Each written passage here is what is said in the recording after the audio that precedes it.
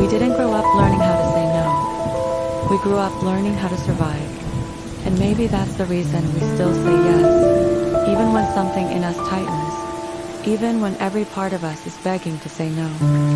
But the voice doesn't come out. The body just obeys.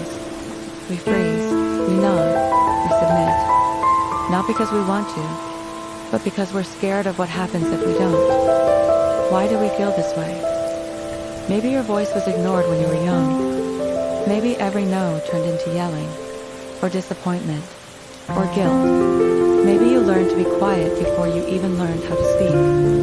Maybe you had an uncle who didn't have to say anything, just stared at you, and your body would shut down. Maybe your mom taught you that pleasing people was being polite. Or maybe your family loved you, but they only showed love when you were easy to deal with.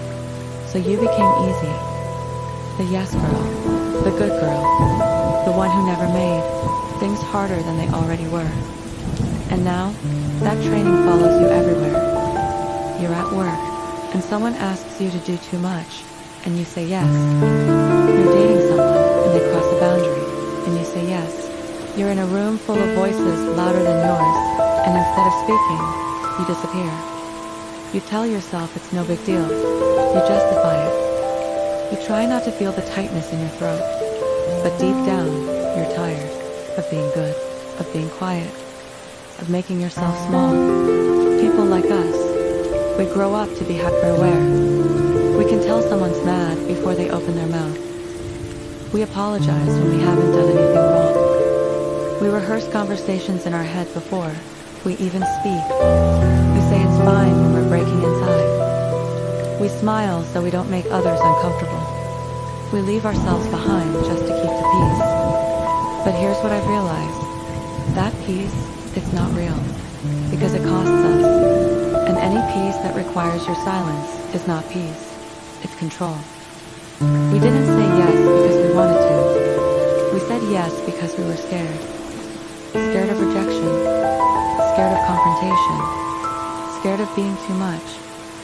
But we've paid the price with our self-worth, and we don't even know who we are anymore. We think, am I kind, or just afraid of being disliked?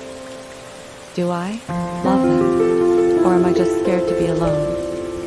Is this peace, or am I just emotionally numb? But here's the truth, no one told us growing up. You're allowed to say no, without explanation, without guilt, without softening it so it doesn't hurt them.